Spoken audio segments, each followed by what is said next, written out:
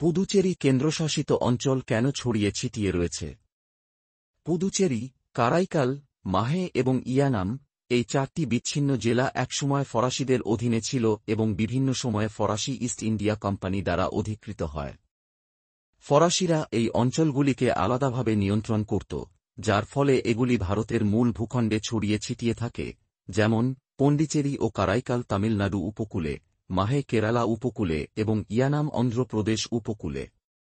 1954 সালের 1 নভেম্বর এই অঞ্চলগুলি ভারতের কাছে হস্তান্তর করা হয় এবং একটি কেন্দ্রশাসিত অঞ্চল হিসেবে একত্রিত হয়, যদিও তাদের ভৌগোলিক অবস্থান আলাদা ছিল। ফরাসিরা চেয়েছিল যে তাদের উপনিবেশগুলি ভারতীয় রাজ্যগুলির সংস্কৃতির সাথে পুরোপুরি মিশে না গিয়ে নিজস্ব একটি স্বতন্ত্র পরিচয় বজায় রাখুক, যা তাদের এই বিচ্ছিন্নতার একটি কারণ ছিল। এই ঐতিহাসিক প্রেক্ষাপটের কারণেই পুদুচেরি একটি একক কেন্দ্রশাসিত অঞ্চল হওয়া সত্ত্বেও ভৌগোলিকভাবে বিচ্ছিন্ন এবং বিভিন্ন অংশে বিভক্ত।